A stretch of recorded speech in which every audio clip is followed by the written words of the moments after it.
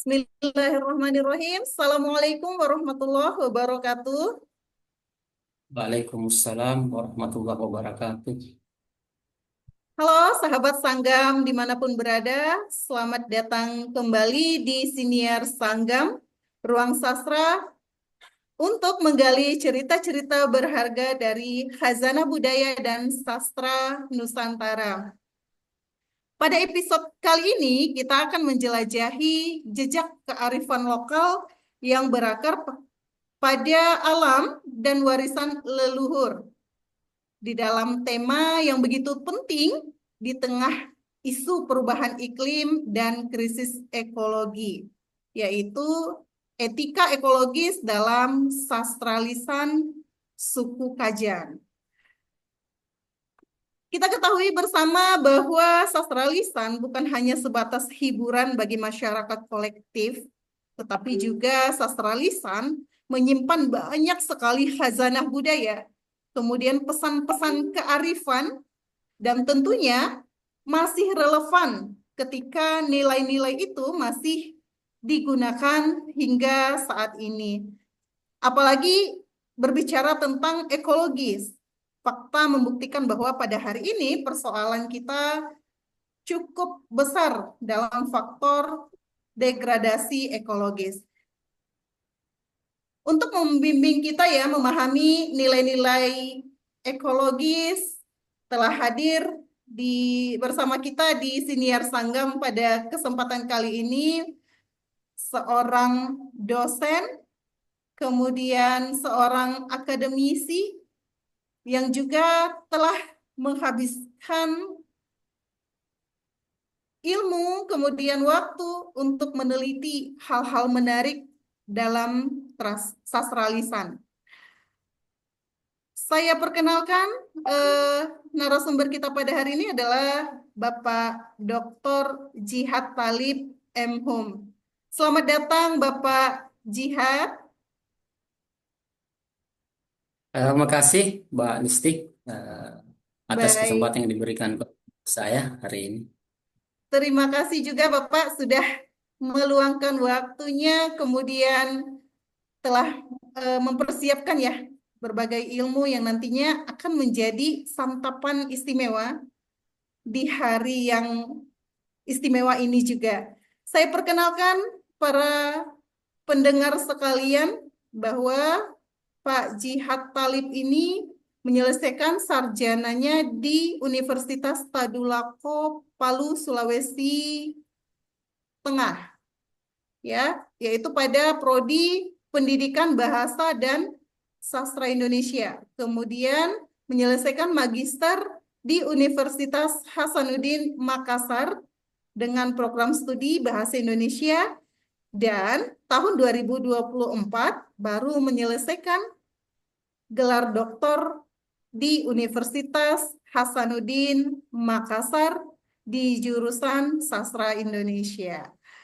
Wah, tentunya akan banyak informasi yang menarik yang nanti akan kita terima dari pemaparan, penjelasan, serta diskusi yang akan diberikan oleh Pak Jihad.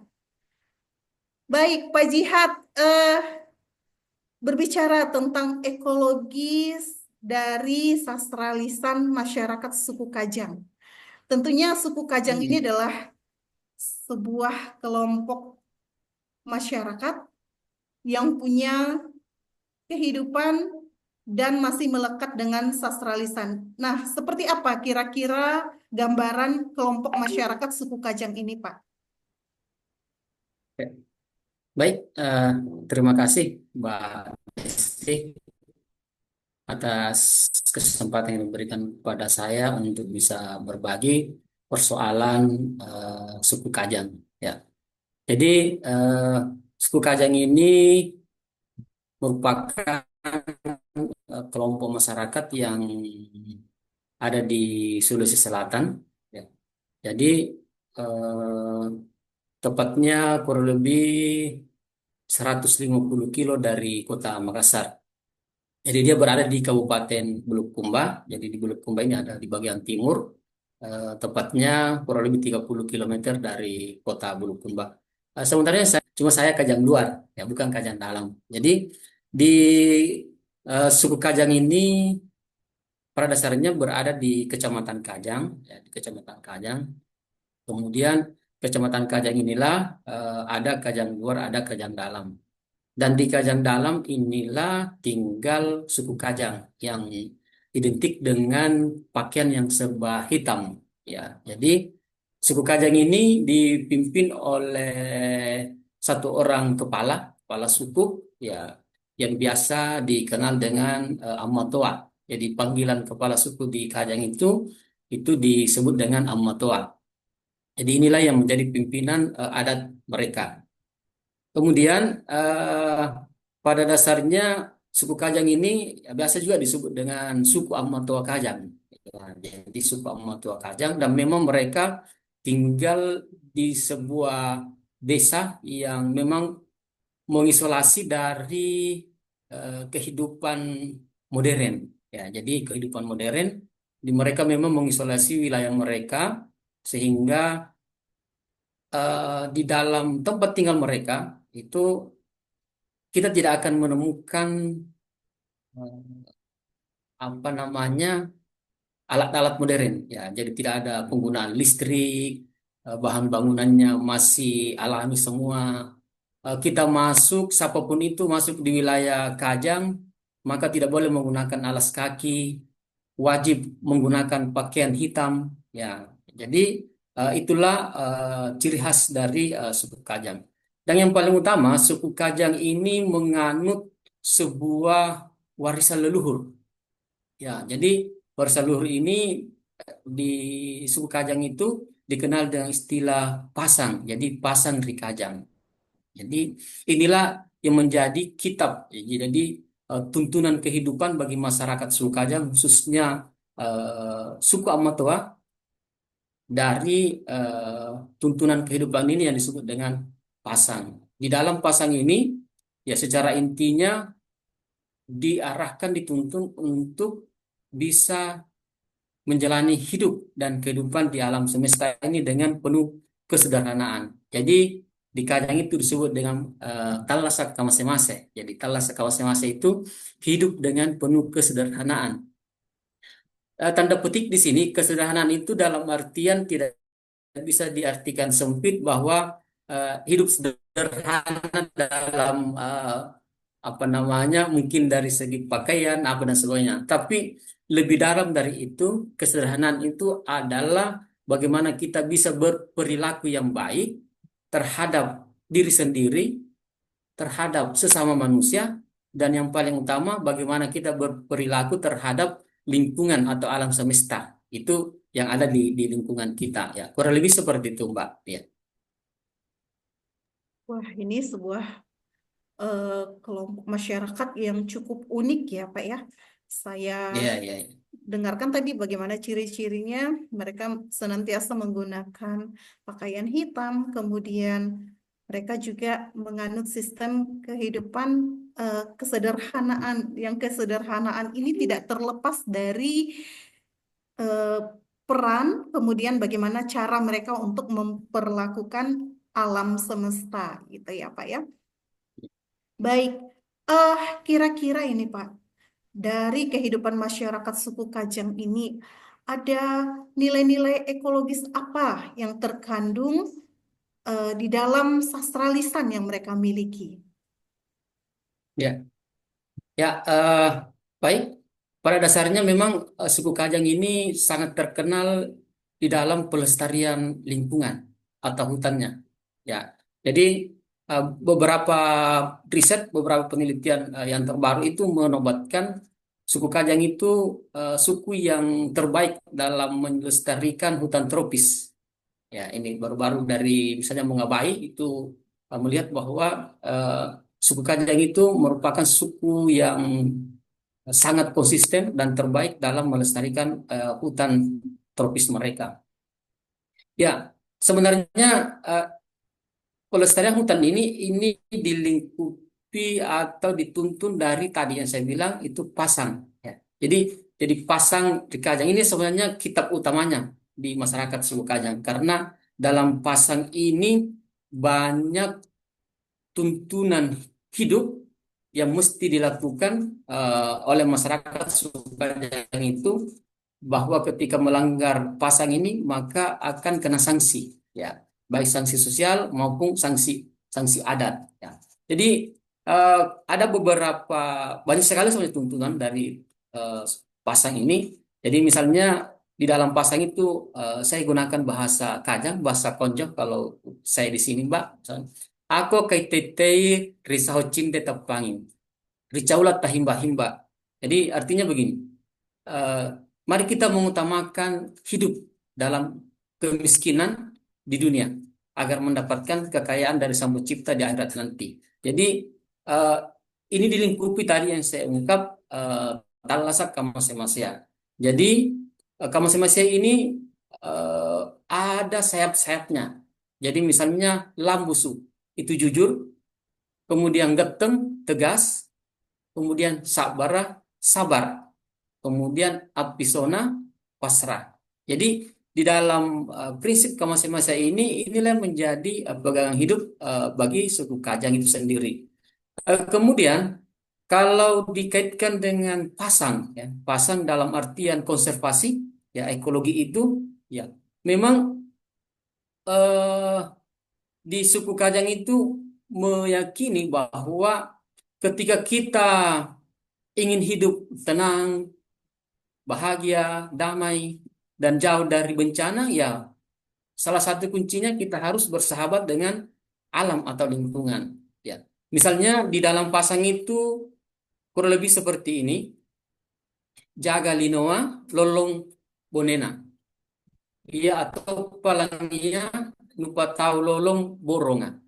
Jadi artinya kurang lebih seperti ini: jagalah dunia beserta isinya. Begitu pula langit, manusia dan hutan. Ya, selanjutnya, jagai boronga. Punani takbangi ika jua ri boronga, angurangi ibosi. Apatan retumbusu, injo draunga angonta ere. Jadi kurang lebih seperti ini artinya, Mbak. Kalau kayu ditebang di hutan, itu bisa berakibat mengunci curah hujan, maksudnya meniadakan hujan atau meniadakan mata air. Mengapa? Karena daun kayu itu yang bisa mendatangkan hujan dan mata air. Ya, jadi ada lagi misalnya begini: bosi akana anandroi tumbusu, pun nanapan raki boronga, nupan raki kalenu, sanggenna tuhusenu. Nah, ini lebih lebih dalam dari isi pasang itu. Jadi artinya kurang lebih seperti ini: kayu dan hutan saling berkaitan. Kalau kayu di hutan dirusak, maka akan merusak dirimu dan seluruh keturunanmu. Ya, jadi ini ada tiga eh, pasang yang saya sampaikan. Jadi fungsi ini, jadi misalnya bagaimana pasang ini berisi pesan pentingnya menjaga bumi dan segala isinya. Ya, itu yang pertama. Kemudian yang kedua, bagaimana ketika kita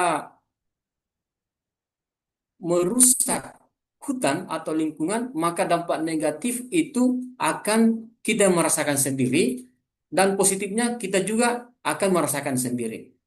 Kemudian bagaimana akibat buruk dari merusak hutan ini.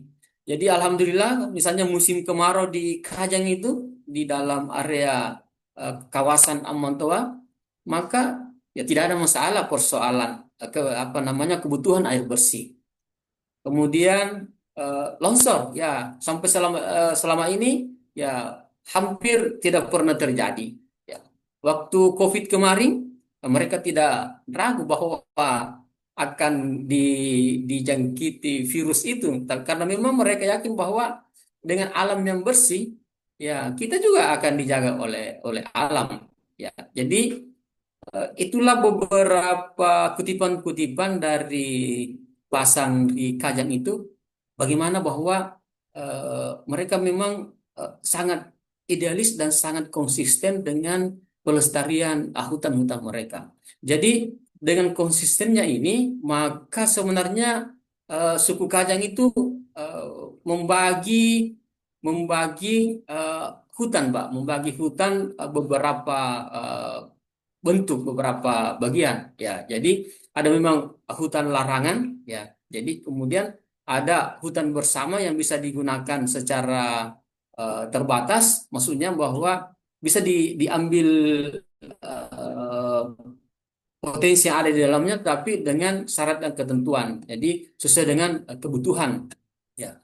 Kemudian kalau di hutan adat, hutan larang memang siapapun itu tidak boleh mengganggu, tidak boleh dirusak, dan apabila dilanggar maka sanksinya luar biasa. Ya, jadi ketika ini betul-betul dipahami, maka tentu ini bisa menjadi eh, contoh pelestarian hutan, mungkin skala regional bahkan nasional. Jadi kebetulan baru-baru ini waktu hibah Kemendristek Dikti yang terbaru baru beberapa hari kemarin diumumkan, ya, itu yang saya angkat bagaimana konservasi hutan dan air dalam pasang suku Kajang.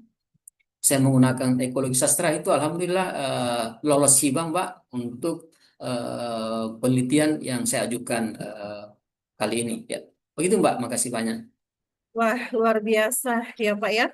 Kita tidak hanya belajar pada kehidupan masyarakat suku tradisional, tetapi juga ada efek samping yang didapatkan, yaitu berupa dana hibah untuk mendukung penelitian tersebut ya Pak ya. Baik Pak, saya sangat tertarik dari apa yang Bapak uraikan tadi, terutama satu kalimat yang menurut saya ini adalah sebuah eh, catatan penting, sebuah nasihat bagi generasi muda dan generasi yang akan datang terkait konservasi alam, yaitu kayu dan hutan saling berkaitan. Kalau kayu hutan dirusak, kalau kayu di hutan rusak, maka akan merusak keturunanmu. Wah, Mm. ini adalah sebuah catatan, tidak hanya sebuah perjalanan akademik, tetapi juga sebuah pesan moral yang tentunya mungkin tidak hanya berlaku, seharusnya tidak hanya berlaku di suku Kajang, tetapi juga berlaku bagi seluruh masyarakat khususnya di Indonesia, begitu Pak. Nah, satu hal ini Pak yang ingin saya tanyakan, hal-hal penting ya yang mengikat eh, suku Kajang ini tentunya adalah sebuah sastra lisan, begitu. Nah, bentuk sastra lisan yang dimiliki oleh suku Kajang ini bentuknya seperti apa, Pak? Oh, iya. Ya. Baik. Kalau dari segi budaya dan kekayaan sastra lisan, suku Kajang ini eh, termasuk kompleks, dari segi sastra lisan, karena ada mantra, ya. Jadi sebenarnya suku Kajang itu identik juga dengan kuatnya mantranya, Mbak Listi. Jadi kalau kita di Google itu di internet, maka akan muncul bahwa suku Kajang itu salah satu suku yang paling ditakuti di dunia.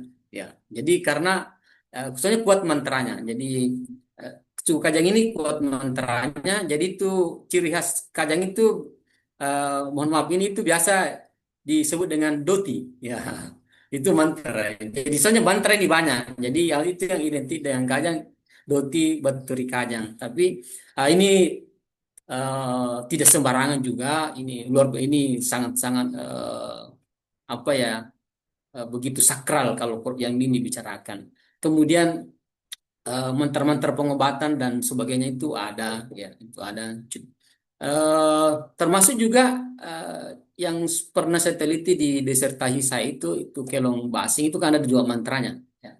Ada mantranya, dan ada memang lirik dari basing itu memang tidak mau mereka berikan karena saking saking dipercayanya bahwa ada sesuatu hal yang tidak bisa ini diungkapkan. Bisa diberikan, tapi ada tradisi-tradisi yang mesti kita lakukan untuk bisa mendapatkan itu. Kemudian suku Kajang ini identik juga dengan folklore. Ya, ada beberapa cerita-cerita rakyat. Bagaimana asal-usul sebuah wilayah di Kajang itu? Ya, banyak, ya. Ada ada misalnya beberapa tulisan riset yang sudah mengungkapkan itu. Ya, jadi ada juga teman satu sudah mengkaji beberapa folklore yang ada di Suku Kajang itu. Jadi memang tinggal bagaimana kita eh, termasuk apa ya menggali sedalam-dalamnya ya, menggali sedalam-dalamnya sastra-sastra lisan yang ada di Kajang ini. Kemudian ada eh, nyanyian-nyanyian ya, ya nyanyian-nyanyian pada saat pernikahan, masuk masuk rumah, kemudian kalau akikah ada namanya kalomba. Ya. Jadi itu pesta-pesta besar, pesta-pesta besar semua dan ada lantunan-lantunannya, ada lirik-liriknya. Jadi bagaimana ketika pesta panen, kemudian ada juga bagaimana pada saat ada yang diduga melakukan pencurian tidak mau mengaku. Ya, kalau biasanya itu secara adat ya linggis dibakar sampai merah, semerah-merahnya. Kemudian yang diduga ya silahkan pegang linggis. Kalau memang tidak bersalah maka linggis itu terasa dingin. Tapi kalau bersalah ya mohon maaf tangan bisa bisa bisa gosong ya begitu. Jadi ini beberapa budaya-budaya di kan. Jadi tradisi sastra tradisi itu banyak. Jadi ada mantranya, ada folklornya, ada lirik-lirik kelongnya atau nyanyian-nyanyian ininya. Jadi eh, kompleks lah ya karena memang Kajang ini tinggal kita mau gali ya gali potensi-potensi itu. Jadi saya selaku orang Kajang ya apa ya merasa gelisah melihat ini potensi-potensi itu ya merasa gelisah bahwa hampir hanya orang yang dari Jogja datang meneliti dari UGM dari Jakarta dari Bandung semua datang dari Jepang semua datang kita orang lokal ya sampai eh, melupakan itu bahwa kita punya potensi. Jadi mengapa orang lain begitu tertarik, begitu tahu bahwa ada budaya seperti ini, kita eh, orang Kajang sendiri, walaupun saya memang Kajang luar, ya ada tanggung jawab moral di sana dan memang kebetulan keilmuan ada di situ, ya akhirnya saya beberapa tahun belakangan ini fokus di persoalan tradisi-tradisi atau sastra-sastra lisan yang ada di Kajang. Gitu Mbak, makasih. Nah, luar biasa ya Pak ya.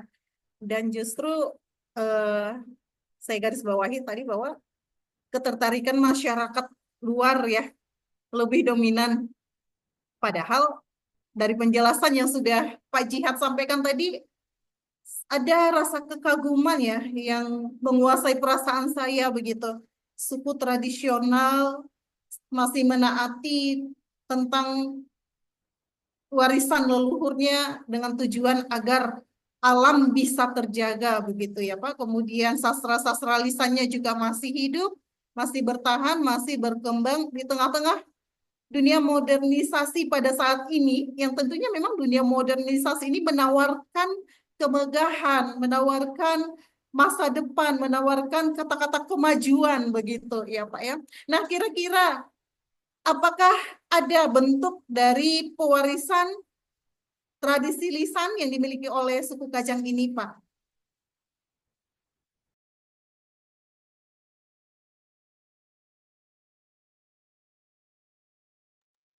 Ada beberapa tantangan yang memang dihadapi Mbak, oleh eh, masyarakat suku Kajang sendiri, persoalan pemertahanan, pemertahanan dari sastra-sastra lisan ini karena tidak bisa dipungkiri juga kemajuan teknologi, ya.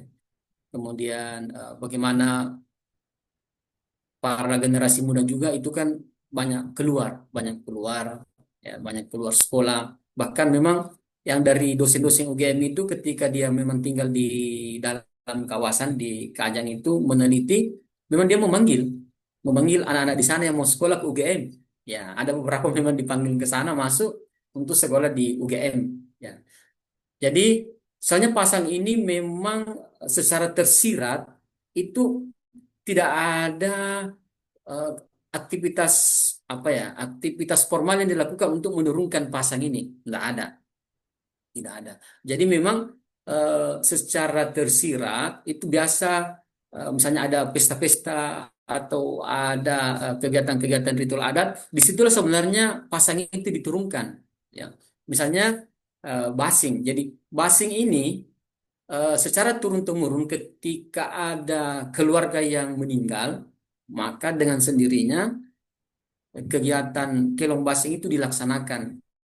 Dari proses pelaksanaan inilah tradisi-tradisi ini yang dilihat oleh generasi muda. Oh, ternyata ketika ada keluarga meninggal dilakukan acara seperti ini. Oh, ketika ada syukuran masuk rumah ada acara seperti ini. Ketika ada anak yang akan apa namanya, dipotong rambut, ada acara seperti ini. Jadi secara secara ideologi pasang ini sudah tertanam karena dari proses kebiasaan itu, budaya-budaya itu, ya. Nah, di sinilah sebenarnya tantangannya bahwa eh, banyak generasi-generasi yang mungkin karena informasi yang dia dapatkan, yang dari lingkungannya, dari eh, apa namanya, dari hasil bacaan atau mungkin media sosial atau di internet, ya, itu bisa memengaruhi pola pikir mereka, bisa memengaruhi pola pikir mereka terhadap budayanya, ya, bahwa untuk apa kita mempertahankan hal seperti itu, toh manfaatnya mungkin kalau kita di kota mungkin tidak ada. Ya. Nah, jadi eh, ada memang pergeseran-pergeseran secara tidak langsung, ada memang pergeseran. Misalnya acara akad lomba itu, Mbak, itu kan biayanya itu ratusan juta. Ya, biayanya ratusan juta ketika mungkin untuk apa kita laksanakan ini? Hanya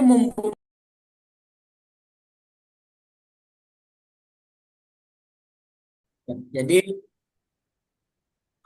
ya, jadi salah satu tantangan yang dihadapi oleh masyarakat Sukajang, ya ini persoalan sikap, ya, persoalan sikap terhadap budaya sendiri.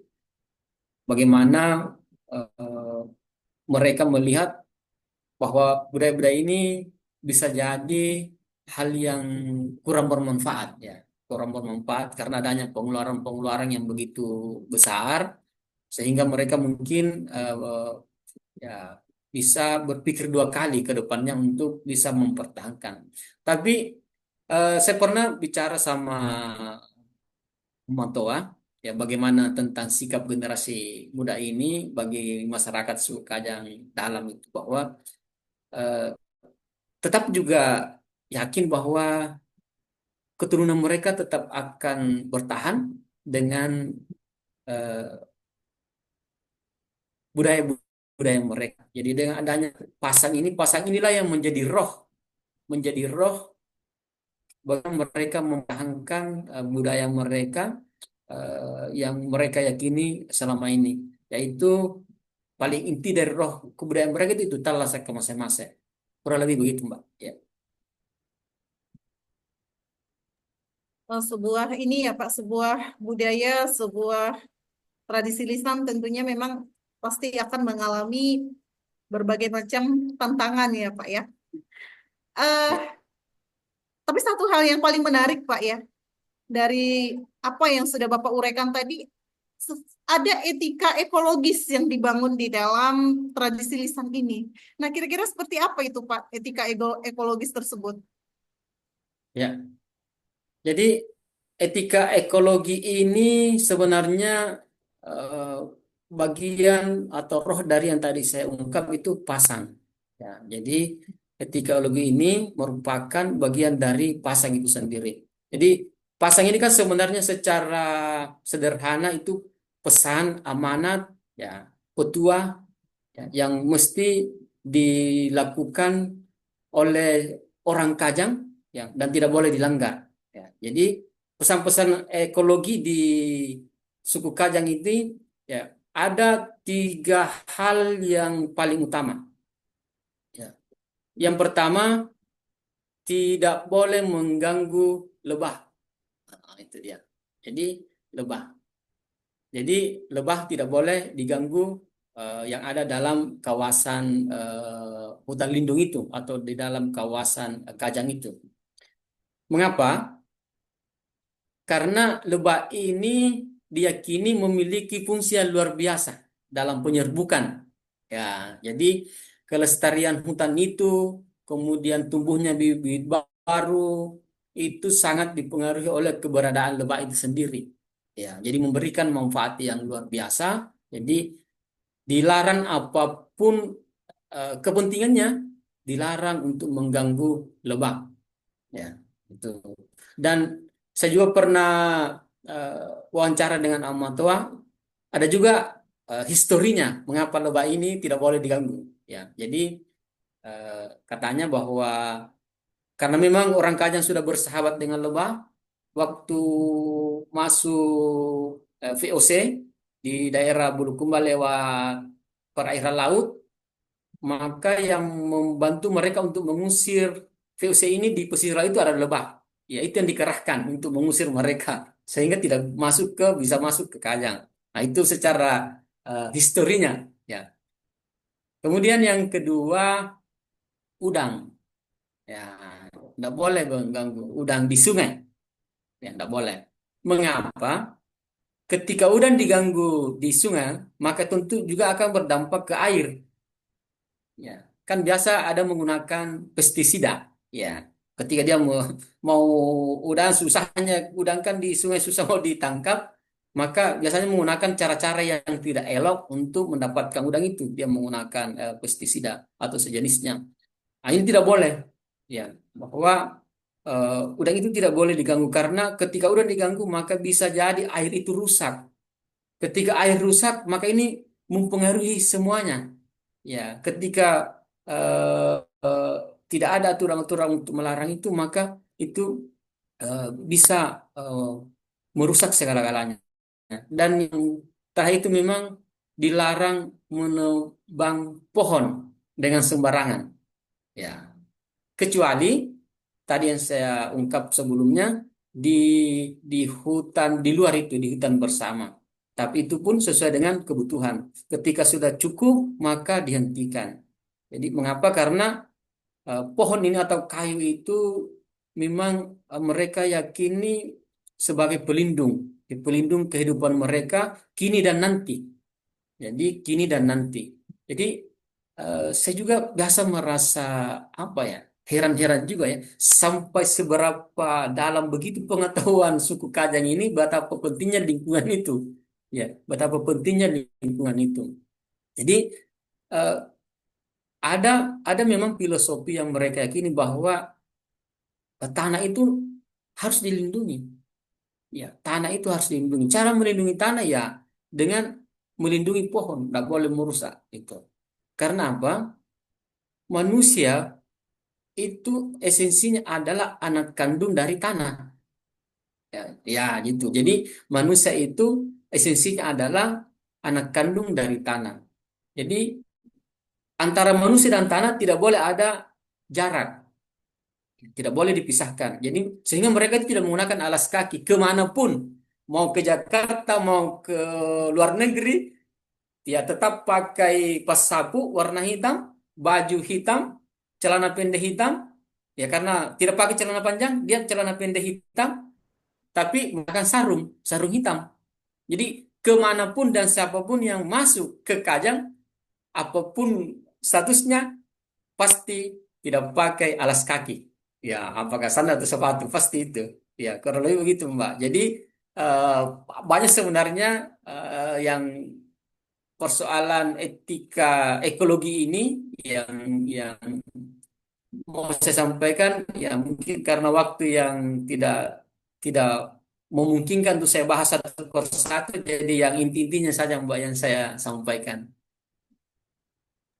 Aduh, menarik ya Pak.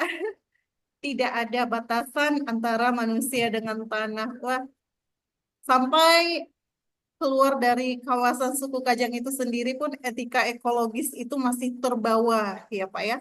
Karena memang mereka mungkin meyakini bahwa ternyata menjaga ekologi bukan hanya berada di kawasan suku Kajang itu sendiri, tetapi menjaga ekologi itu berlaku Iya, oke. kapanpun dan dimanapun. Waduh, ini seharusnya Ya, menjadi sebuah catatan mungkin ya, atau elok sekali mungkin ya kalau sastra lisan ini kutipan-kutipannya itu bahasa daerahnya, kemudian maknanya tadi itu tersebar luas sehingga menjadi nilai-nilai edukasi ya, bagi masyarakat luas begitu ya Pak ya. Nah, sebagai seorang akademisi ya Pak, ya. eh tadi sebetulnya sudah Bapak jelaskan bagaimana suku Kajang itu membentengi alam dari kerusakan begitu ya Pak ya. Nah, tetapi tentunya kita lihat justru kerusakan alam ini masih terus berlangsung begitu Pak. Bagaimana peran tradisi lisan dari suku Kajang ini? Apakah mungkin kurang mengena ke seluruh masyarakat atau kurang dikenal atau seperti apa Pak? Ya. Ya, ini menarik, pertanyaan dari Mbak Disti, persoalan pelestarian hutan ini. Ya. Jadi saya dari masalah ini juga yang diungkap tadi oleh Mbak Disti, ini yang memantik saya untuk sebagai akademisi, ya, untuk menulis sebuah proposal di hibah penelitian tahun ini yang dilaksanakan oleh Kementerian Ristek Dikti. Ya, jadi persoalan konservasi hutan dan air. Jadi kita ada baru-baru ini eh, sebuah tulisan yang mengungkap bahwa manusia itu berada dalam awal kepunahan. Jadi kita berada pada masa awal kepunahan sekarang. Ya, jadi ini sebenarnya memantik saya memikirkan kenapa ya semakin gencar juga persoalan pelestarian hutan lingkungan, kerusakan lingkungan juga semakin menjadi-jadi. Iya, kan? Jadi walaupun di sisi lain pendekatan modern itu undang-undang dan sebagainya sanksinya itu luar biasa juga gencarnya dilakukan oleh pemerintah, tapi di sisi lain seperti tiada berdaya. Jadi tiada berdaya, aturan-aturan ini sanksinya ditangkap dan dipenjarakan, kebakaran hutan pun terus terus terjadi, ya, penebangan hutan terus terjadi, tambang liar terus terjadi, ya, apalagi daerah Sumatera sana, Kalimantan ini kan, Papua, ya. Jadi bahkan di Sulsel sekarang itu di bagian bawah daerah baru ke bawah itu kan terjadi juga kerusakan kerusakan hutan itu.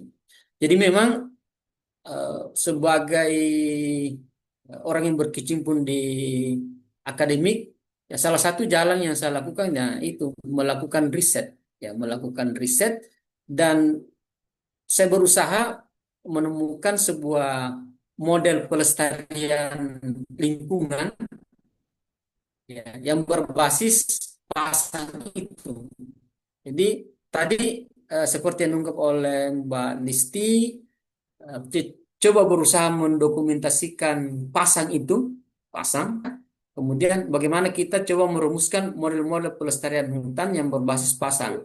Jadi ini coba kita ya dipublikasikan, eh, kemudian diseminarkan, dan kemudian coba kita eh, menghasilkan sebuah buku yang membahas tentang persoalan konservasi dengan kearifan lokal, khususnya Kajang itu. Ya, oke. Wah, ini sebuah langkah jitu ya Pak, langkah langkah efektif gitu untuk bagaimana agar menjaga kelestarian dari tradisi lisan yang ada di suku Kajang. Eh, tentunya Pak Jihad pasti punya pengalaman menarik ya selama melakukan penelitian. Kalau kemarin itu penelitian disertasi tentang Helong Basing ya Pak ya di suku Ya, Kajang. benar. Ya, benar, Nah, Pak. eh, kami ingin mendengarkan ya pengalaman Pak Jihad, bagaimana triknya, bagaimana suka dukanya selama melaksanakan penelitian di tengah-tengah masyarakat suku Kajang. Ya. Kalau dari suka duka atau pada saat turun ke lapangan, sebenarnya saya tidak terlalu mengalami itu, Mbak. Kan saya orang Kajang. Ya, jadi saya orang Kajang. Saya menggunakan bahasa Kajang saya. Ya, jadi kalau di kampung kami itu di Kajang itu kami menggunakan bahasa Konjo. Jadi bahasa Konjo. Jadi karena secara emosional saya menggunakan pendekatan bahasa Konjo sendiri. Kemudian sudah terbiasa dengan budaya-budaya di dalam suku Kajang. Jadi saya tidak mengalami apa ya kendala-kendala yang ini ya. Jadi lebih mudah. Hanya memang pada saat menggali informasi lebih mendalam di situ biasa kendalanya. Jadi mereka juga lebih rasa cenderung tertutup. Jadi ada memang informasi-informasi yang begitu apa ya sakral yang memang dia tidak mau keluarkan itu ya. Jadi kalau kita gali semakin mendalam maka mereka juga tahu bahwa oh mau larinya ke sana. Maka itu tidak dia tidak mau. Jadi tidak mau. Ya, kita juga tentu peneliti memahami itu, ya. Dan memang harus berulang-ulang. Kita harus berulang-ulang sampai memang mereka ikhlas dan sukarela mengeluarkan informasi itu. Ya, jadi penuh dengan kesabaran. Ya, di situ saja tantangannya. Ya, karena mereka juga tahu bahwa oh dia mau mencari pesan ini, dia mau mencari informasi ini sehingga dia juga membatasi informasi itu. Apalagi kalau di Amatoa itu kayak selektif sekali mengeluarkan informasi-informasi yang kita butuhkan. Ya, jadi beliau itu tentu sebagai seorang ketua adat sangat selektif mengeluarkan informasi-informasi itu. Ya, jadi apalagi apa ya yang sangat apa ya mendekati persoalan-persoalan yang begitu sakral ya begitu sakral bahkan kalau kita bertanya kan di kawasan hutan ya yang tadi saya ungkap itu misalnya di Borong Karama itu di Borong Karama itu memang hanya orang-orang tertentu yang bisa memasuki area itu karena memang ada di dalam kawasan di hutan Karama itu keramat jadi hutan Borong Karama itu hutan keramat itulah kawasan lindungnya ada memang di dalam kawasan yang memang hanya orang-orang tertentu yang bisa masuk di daerah itu. Jadi saya juga ya sampai sekarang masih apa misteri hutan itu di mana tempatnya itu ada. Ya. Kemudian kecuali kalau misalnya borong batasnya atau hutan perbatasan itu biasa bisa kita akses ya. Kemudian borong luar ya itu rakyat yang bisa diolah. Dan di paling dijaga juga di Kajang itu Mbak yang saya lupa tadi rotan nggak boleh juga diganggu rotan jadi itu lebah udang rotan itu tidak boleh sama sekali dirusak keberadaannya karena kapan dirusak maka tentu akan terganggu yang lainnya ya kurang lebih seperti itu Mbak. Baik, Pak. Ini unik ya. Ada beberapa jenis tumbuhan, ada beberapa jenis hewan yang menjadi simbol-simbol dari penjagaan ekologi itu sendiri, begitu, Pak. Tapi ada satu hal yang mungkin perlu kami dengar bersama, selain dari binatang, hewan, ada juga warna yang menjadi simbol Ya. dari kehidupan masyarakat suku Kajang ini. Tadi Bapak menyampaikan bahwa suku Kajang ini dominan sekali menggunakan pakaian berwarna hitam. Nah, ini kira-kira apa makna simbolik di balik warna itu sendiri, Pak? Ya. Jadi kalau kita masuk di kawasan Amatoa Kajang ya, jadi maka kita akan selalu apa ya? dipertemukan dengan warna-warna hitam, ya khususnya pakaian. Ya. Jadi, soalnya hitam ini bagi masyarakat suku Kajang itu merupakan sebuah refleksi prinsip hidup, yang itu tadi kamase-mase ya, penuh kesederhanaan. Jadi, hitam itu merupakan warna yang dianggap sebagai warna yang ramah lingkungan. Ya, jadi warna yang ramah lingkungan. Kemudian hitam itu kan mereka eh, meyakini bahwa hitam ini bisa masuk dalam semua aspek, ya. Jadi bisa masuk dalam semua aspek, ya. Jadi hitam itu menunjukkan apa ya? Menunjukkan sebuah identitas, sebuah prinsip, sebuah ideologi bahwa kita ini merupakan satu kesatuan, ya. Jadi hitam itu bisa berbaur dengan warna apa saja, ya. Hitam bisa cocok dengan hijau, hitam bisa cocok dengan kuning, dan warna apapun apa namanya warna hitam itu. Di sisi lain bahwa secara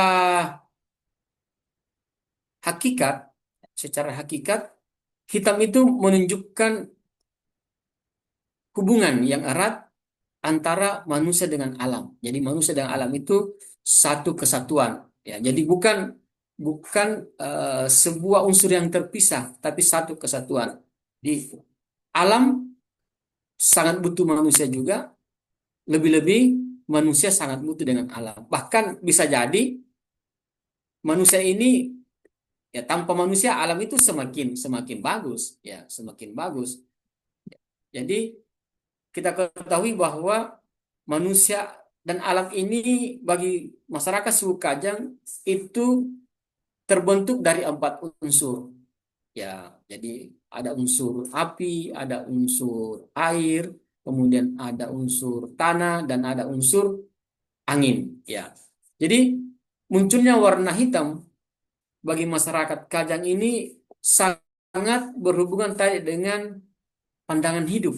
Ya, jadi sangat berhubungan dengan pandangan hidup yang mereka anut selama ini. Jadi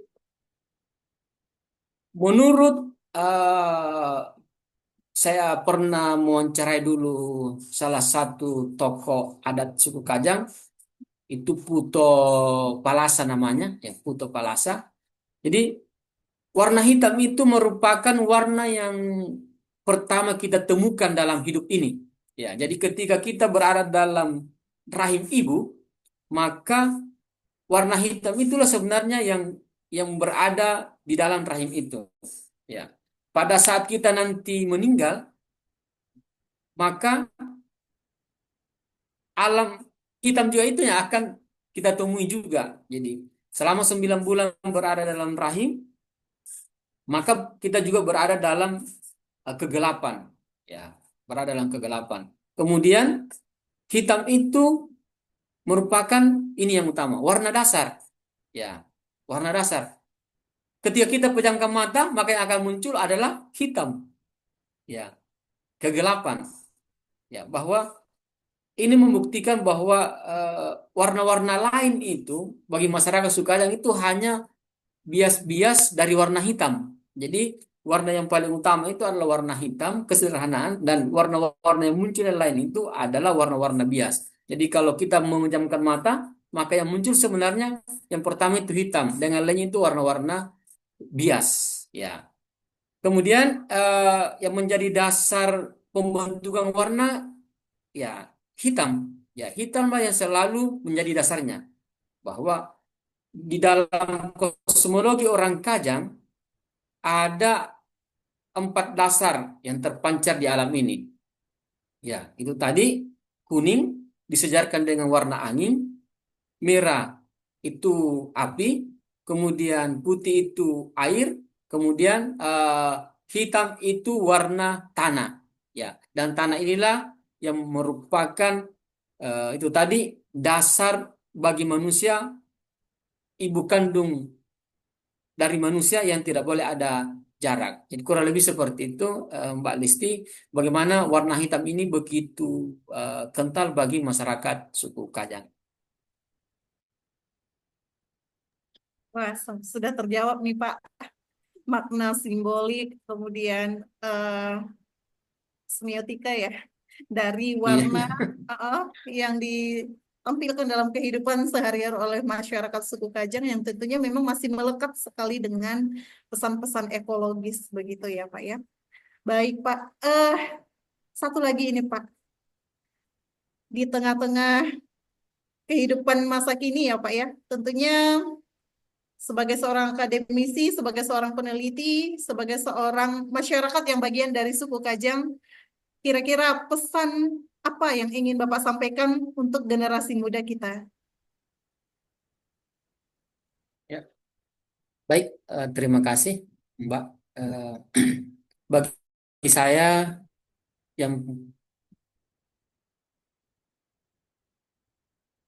sudah aktif dalam dunia akademisi selama ini, tentu saya berharap bagi para generasi muda, ya, silahkan ikuti kemajuan teknologi, silahkan beradaptasi dengan kondisi yang ada sekarang, tapi yang paling utama juga jangan tinggalkan budaya kita, ya. Jadi jangan abaikan budaya kita karena salah satu hal yang paling besar yang bisa membentengi diri kita ini adalah budaya yang kita anut. Ya. Jadi esensi dari kehidupan kita di Indonesia ini salah satu ciri khasnya adalah budaya kita. Jadi saya sebagai salah satu orang Kajang, ya suku Makassar, karena tidak ada suku Konjo, Makassar Bugis, jadi Makassar itu ada istilah Siri Napace. Jadi ini budaya asli Bugis Makassar, ya, atau orang Makassar. Jadi Siri itu malu, ya. Siri itu malu dalam artian dalam konteks malu ini tidak bisa diartikan sempit bahwa dalam kehidupan sehari-hari ini kita perlu memiliki budaya sirik. Maksudnya sirik ketika kita tidak berperilaku baik, malu kalau kita tidak hormat kepada orang lain atau saling menghargai, ya. Malu ketika kita melakukan perbuatan-perbuatan yang tidak terpuji, ya. Karena ya mohon maaf saja kita sudah sering melihat di berita, ya. Mungkin tiap hari kita lihat di berita media sosial bagaimana negara ini seperti yang diungkapkan oleh Bapak Presiden kita Pak Prabowo, persoalan korupsi ini itu kan luar biasa, ya. Itu karena tidak dimiliki budaya malu, ya, budaya siri, ya. Jadi budaya siri. Ya, ketika sudah ada ini, ya, malu itu bukan dalam artian hanya kepada orang lain, jadi minimal malu kepada diri sendiri, malu kepada Tuhan, ya, istilahnya kalau orang Kajang menamakan Turea Rakna. Turea Rakna itu ya segala sesuatu yang bisa eh, diwujudkan, ya. Jadi Tuhan yang Maha Kuasa, Turea Rakna. Jadi ini siri. Kemudian pece. Jadi pece itu kalau orang lain merasakan sakit, kita juga akan merasakan sakit. Jadi tolong menolong, bantu membantu siapapun itu, dimanapun itu kalau memang ada eh, kemampuan, ya mungkin kalau memang tidak bisa dalam bentuk harta atau apa, ya senyuman juga itu bisa membantu, ya sapaan itu bisa membantu. Jadi eh, sirik nafas cek atau orang Kajang mengatakan eh, kalau saya kalau kamu tenggelam saya juga tenggelam, kalau kamu hanyut saya juga hanyut, ya. Jadi eh, ini sangat sangat mendalam, ya, di budaya-budaya kita sangat mendalam. Ketika ini kita pahami, kita bisa wujudkan dalam kehidupan sehari-hari, maka pemahaman kita terhadap teknologi, kemajuan apapun itu, maka ini juga bisa membentengi di sisi lain. Ya, di sisi lain. Jadi saya berharap para generasi muda, karena kita ini sudah sudah mau bukan lagi generasi muda, sudah mau meninggalkan yang muda, ya. Jadi itu harapan saya secara pribadi. Jadi mari kita tetap menjunjung budaya kita sebagai orang Indonesia. Ya tentu budaya di Indonesia ini luar biasa beragamnya. Apalagi sekarang sudah ada Kementerian Kebudayaan. Jadi saya sangat senang waktu itu. Ketika sudah dicuci ada kementerian, saya sangat sepakat karena dari Sabang sampai Merauke sana, Miangas itu kan budaya kita ini tidak terhitung mungkin, ya, ya itu sangat-sangat senang. Jadi saya kira kurang lebih seperti itu Mbak, harapan-harapan saya kita, Alhamdulillah kalau seperti yang dilakukan oleh Mbak Listi ini luar biasa pemertahan budaya, bagaimana kita berbagi informasi persoalan budaya. Jadi tentu gerakan-gerakan seperti inilah yang mesti kita lakukan. Dan saya juga secara pribadi ada beberapa memang generasi-generasi muda dari suku Kajang Dalam yang saya temani eh, biasa berdiskusi, eh, komunitas-komunitas mereka itu alhamdulillah walaupun kita ya pelan-pelan tapi salah eh, kita yakin itu bisa bermakna. Mungkin mungkin saat ini belum terlalu, tapi insya Allah ke depannya mereka itu mau memang dan menyadari betapa pentingnya kebudayaan mereka untuk dirawat. Kurang lebih seperti itu, Mbak. Ya, makasih. Wah, ini sebuah pesan yang luar biasa, Pak, khususnya kepada kita semua, karena memang menjaga ekologi bukan hanya tanggung jawab satu pihak, tetapi justru di sanalah kolaborasi dari seluruh masyarakat. Karena memang saya masih terngiang-ngiang dengan pesan yang tadi ya, Pak, rusaknya ekologi itu berarti sama dengan akan menghancurkan keturunanmu, begitu. Nah, Ya, pesan menjaga ekologi dan berkelanjutan. Ini adalah PR besar, tanggung jawab besar. Mudah-mudahan melalui senior Sanggam ini menjadi wadah informasi, kemudian nasihat berharga untuk kita semuanya agar kita kembali menjaga alam, di mana alam bukan hanya sebagai tempat hidup, tetapi juga alam memberikan banyak sekali eh, kebahagiaan, memberikan hampir seluruh hal diberikan oleh alam untuk memenuhi kebutuhan hidup kita. Begitu. Baik, sahabat Sanggam dimanapun berada, kita dibatasi oleh waktu. Tapi perbincangan ini cukup menarik dan luar biasa ya. Banyak pesan yang kita terima dan mudah-mudahan bisa kita aplikasikan di dalam kehidupan kita sehari-hari. ya, Terima kasih Pak Jihad atas ilmu, penjelasan, dan kehidupan yang digambarkan dalam tradisi lisan masyarakat suku Kajang ini menjadi sebuah pelajaran berharga yang bisa dipetik bagi seluruh masyarakat dan penggemar sanggam dimanapun berada. Kami mohon maaf jika dalam kegiatan ini ada kesilapan Pak Jihad. Kemudian kami berterima kasih juga kepada seluruh pemirsa yang dengan setia mendengarkan informasi-informasi berharga dari Siniar Sanggam.